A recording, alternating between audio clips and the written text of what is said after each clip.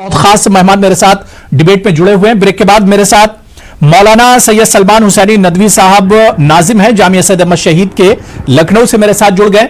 मौलाना सलमान नदवी साहब, आपका भी बहुत इस्तकबाल है न्यूज़ 18 उर्दू में। मैं आपसे ही शुरुआत करना चाहूंगा कि कोरोना के इस दौर में मौलाना जो चैलेंजेस हैं मदारिस के सामने, चाहे हम तालीम की बात करें या माली एतबार से, किस तरह से इन चैलेंजेस को आप देखते हैं? देखिए, जो भी चैलेंजेस है उनका जिस तरह मुकाबला किया जा रहा है स्कूल में, कॉलेज में, यूनिवर्सिटी में और दीगर इदारों में, उसी तरह मदारिस में भी उनका मुकाबला होना चाहिए। कोई भी चैलेंज सामने आ जाए, वो कोरोना का चैलेंज हो या और कोई सूरत हाल हो, हंगामी सूरत हाल हो, तो हर चैलेंज का मुकाबला करना चाहिए और हर चैलेंज का हल मौजूद है। कुरान में मौजूद है, हदीस में मौजूद है और बसीरत और सूझबूझ के जरिए से आदमी हल तलाश करता है। तो लिहाजा जब तक कोरोना का ये मसला चल रहा है और उसकी वबा फैलती चली जा रही है, उस वक्त ऑनलाइन तरीक़ाकार इस्तेमाल करना चाहिए और ऑनलाइन तालीम की सलाहियत उस्तादों में मुंतकिल होनी चाहिए। तलबा के अंदर भी ये सलाहियत पैदा कर देनी चाहिए। और जाहिर है कि कहते हैं कि जरूरत ईजाद की माँ है, तो जब हालात सामने आते हैं तो इंसान कुछ कोशिश करता है, सोच विचार में लगता है और उसके बाद मशक करता है, नई चीजों की मशक करता है। तो मैं समझता हूँ कि मदारिस के तलबा भी धीरे धीरे इसके भी आदी हो जाएंगे और ओपन यूनिवर्सिटीज और ओपन कॉलेज और ओपन स्कूल का जो तसव्वुर है, उस तसव्वुर का भी इस्तेमाल होगा। लिहाजा तलबा दर्जे में मौजूद न हो, अपनी जगहों पर हो, तो तालीम हासिल कर सकते हैं। और रह गए मदारिस के इक़्तिसादी मसाइल, उनके लिए भी ये चाहिए कि जो अहले खैर इसका इंतजार करते थे कि रमजान में सफीर उनके पास पहुंचे और फिर वो सफीर को अपनी ज़कात दे या अतियात दे, अब उनको चाहिए कि जब वो जानते हैं कि लोग आ नहीं पा रहे हैं, लॉकडाउन की सूरत हाल है जो अभी भी चल रही है और बढ़ती चली जा रही है, इसलिए जो हजरात भी मदारिस का ताउन करते थे उनको चाहिए कि वो ऑनलाइन राब्ता करे और उसके बाद बैंक के जरिए से अपनी रकूमात मदरसों को मुंतकिल करे। ये उनकी तरफ से बड़ा कार्य खैर होगा और बेहतर यही है कि वो खुद आगे बढ़कर ये काम करें। इसका इंतजार मत करें कि मदारिस के नुमाइंदे उनके पास पहुंचे। इस तरह से हर मसले का हल किया जा सकता है, कोई मसला भी ला यनहल नहीं है। इसलिए मैं समझता हूँ कि जो भी सूरत हाल इस वक्त सामने है, उस सूरत हाल का मुकाबला किया जाए। मैं मौलाना सैयद सलमान हुसैनी नदवी साहब आपके पास आना चाहूंगा। मौलाना, मुझे बिल्कुल बहुत अच्छे से याद है कि जामिया सैयद अहमद शहीद की अगर हम बात करते हैं तो शायद हिंदुस्तान में पहला इदारा होगा जहां पर मिनी IIT का क़याम आपने किया था, अरबिक मीडियम का क़याम आपने किया था, ताकि आपके बच्चे अगर गल्फ में जाएं तो जबान से उन्हें कोई परेशानी अरबिक जबान से ना हो। तो ये सारी चीजें बहुत पहले आपने शुरुआत की थी और वही चीज देखिए अभी भी उसी की मांग की जा रही है कि वक्त के हिसाब से मदारिस को बदलना होगा, ताकि इस तरह के जब हालात हों तो मदारिस का जो इंतजामिया उसे परेशानी ना हो। जी हाँ, जहाँ तक मेरा ताल्लुक है, मेरा ये कहना है कि मदरसों की तालीम ऐसी होनी चाहिए कि जिस तालीम में और स्कूल की तालीम में फर्क ना हो।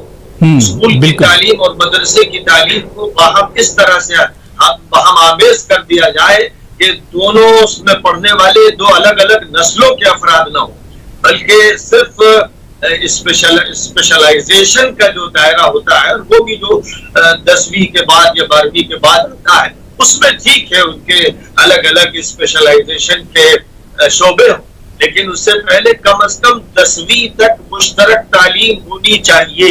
हर मदरसे में वो तालीम भी होनी चाहिए जो किसी स्कूल में होती है।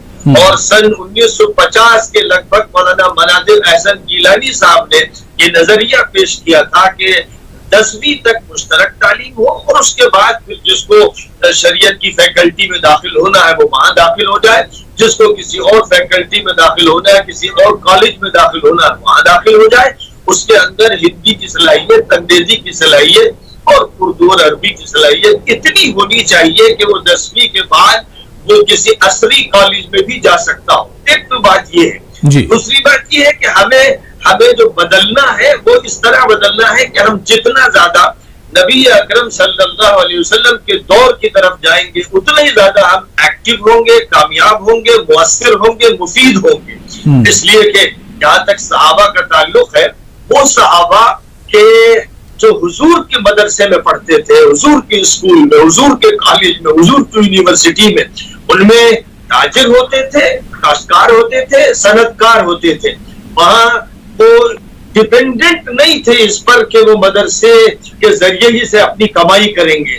ابو بکر ہو یا عمر ہو یا عثمان ہو یا علی ہو یا دیگر حضرات ہو، سب نے اپنی کمائی کا دائرہ الگ رکھا تھا، تجارت کرتے تھے، بزنس کرتے تھے، ایکسپورٹ امپورٹ کرتے تھے۔ اور دوسری طرف مدینہ منورہ کے قبیلہ اوس اور قبیلہ خزرج کے لوگ اپنی زراعت میں، کاشتکاری میں لگتے تھے۔ وہیں پر بہت سے ایسے لوگ تھے جو صنعت کار تھے، جن کے پاس ٹیکنیک تھی، کوئی لوہے کا سامان بنا رہا تھا، کوئی لکڑی کا سامان بنا رہا تھا، کوئی مٹی کا سامان بنا رہا تھا۔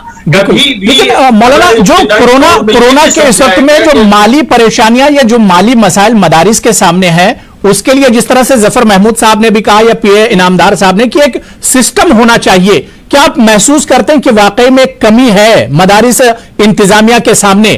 اگر کوئی اس طرح کا سسٹم ہوتا تو شاید آج اتنے مسائل مدارس کے سامنے نہیں ہوتے۔ ہاں، اگر مدارس اپنے پرانے دور کی طرف چلے جائیں، یعنی نبی صلی اللہ علیہ وسلم کے دور اور خلفائے راشدین کے دور کی طرف چلے جائیں، تو وہ خود کفیل ہو جائیں گے، وہ مؤثر ہوں گے، وہ ایکٹیو ہوں گے، وہ فاتح ہوں گے۔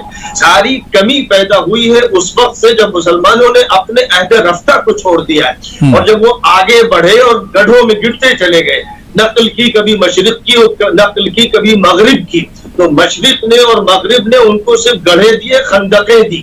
ضرورت اس بات کی ہے کہ وہ قرآن اور سنت کی طرف واپس چلے جائیں۔ جب وہ ادھر واپس چلے جائیں گے تو وہ خود کفیل بن جائیں گے، اپنے پیروں پر وہ کھڑے ہو سکیں گے، اور وہ مدرسے کو یا مسجد کو یا مدرسے سے فارغ ہونے کو کمائی کا ذریعہ نہیں بنائیں گے۔ یہ جو مسئلہ ہے کہ باری باری پڑھنے والے بھی آیا کرتے تھے، اور اسی طرح پڑھانے والے 24 گھنٹے کا ملازم نہیں ہوتے تھے۔ دین اتنی تفصیل نہیں چاہتا، دین کے مسائل تھوڑے سے ہیں، تھوڑی سی پڑھائی سے کام چل سکتا ہے۔ زیادہ تر ضرورت ہے ایکٹیویٹی کی، ضرورت ہے ٹیکنیک کی، ضرورت ہے ٹیکنالوجی کی، ضرورت ہے زندگی میں بالکل تعلیم کے ساتھ اسے پروفیشنل لائف میں بھی ایک طرح سے مدارس کو جوڑنا ہوگا۔